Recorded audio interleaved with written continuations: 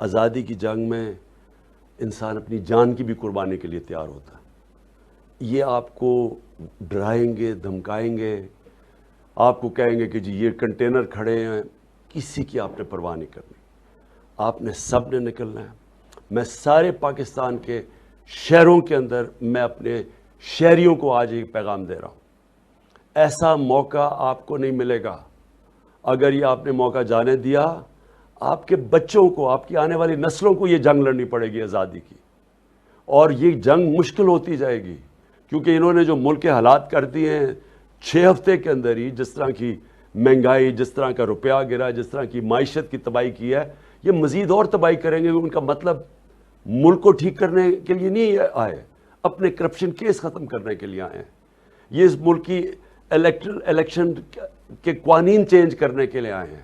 یہ اپنے لوگ بٹھانے کے لیے آئے ہیں تاکہ یہ پھر سے آپ کے اوپر مسلط ہو جائے.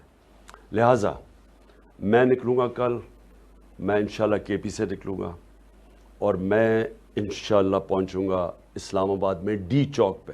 میں ڈی چوک پہ پہنچوں گا، کشمیر روڈ سے ہوتے ہوئے ڈی چوک پہ. آپ نے سب نے جس طرح بھی ہو جائے آپ نے نکلنا ہے.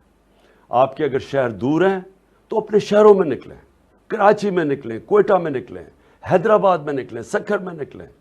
آپ ملتان میں نکلیں اور ملتان سے یہاں بھی آئیں، لاہور میں نکلیں، قصور میں نکلیں، سیالکوٹ، گجرانوالہ، گجرات، یہ سارے شہروں میں میں آپ سب کو اپیل کر رہا ہوں نکلیں. پختونخوا میں پشاور سے تو میں خود نکلوں گا. سارے ارد گرد مردان، سوابی، جتنے شہر ہیں، نوشہرہ، سب نے آپ نے میرے ساتھ نکلنا ہے.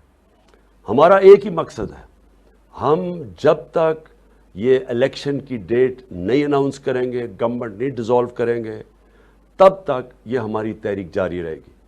اور میں آپ سب سے یہ امید رکھتا ہوں کہ آپ نے یہ اپنی کسی چیز کی فکر، کسی خوف کی وجہ سے کہ جو کوئی جیل میں ڈال دے گا آپ کو، اس ملک میں اتنے جیل ہی نہیں ہے، اتنی پولیس ہی نہیں ہے جو آپ کو جیلوں میں ڈال سکتی ہے.